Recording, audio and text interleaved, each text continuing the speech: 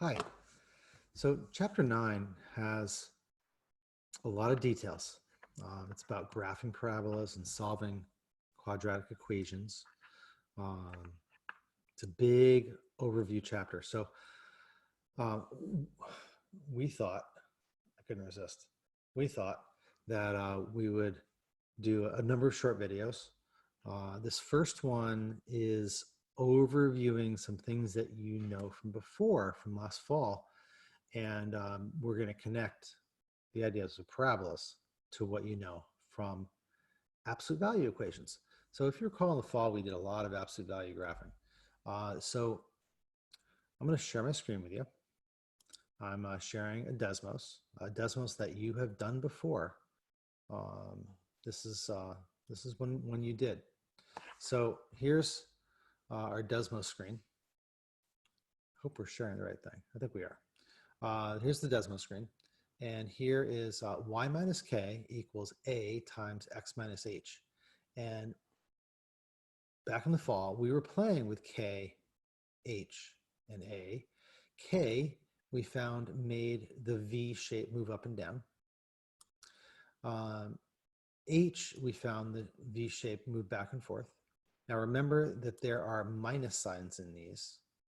So this minus sign, as you increase k, it goes up, but really what you're doing is decreasing k. You're making k negative, making it go up. And the same thing with h, it goes in the opposite direction we think it's going to. While I'm moving this, because this negative sign is here, I'm actually putting in a larger positive number and it's going left, and a larger negative number and it's going right. And then a, we found made the V shape narrower, or if it was negative, made it upside down. All right. So we were playing with all of that last fall and graphing this. Now, I'm going to type in the same thing again, y minus k, except I'm not going to put the absolute value in, equals a times x minus h. Okay, so here's exactly the same thing, but not with the absolute value. All right, and we wind up with just a line. It still goes through that same vertex point. Remember, we called this the vertex in the V shape. We called this the vertex, and that vertex point was always HK. It still goes through that same point, and this, of course, is point slope form. So, again, something you knew from before. But if we take this exact same form and just put an exponent on the x minus h, if we put an exponent of 2 on there, we wind up with a parabola instead of the V shape. Now, this parabola also moves exactly the same way as the V does. It also has a vertex in the same exact location. It moves up and down and left and right. It even gets narrower and it gets wider and it flips upside down, just like the V does. All right. So everything you knew about the V and absolute value also applies to a parabola in what's called vertex form. This is called vertex form. So we're actually going to work with a parabola. Here, I'm going to turn off the absolute value one. They work the same way.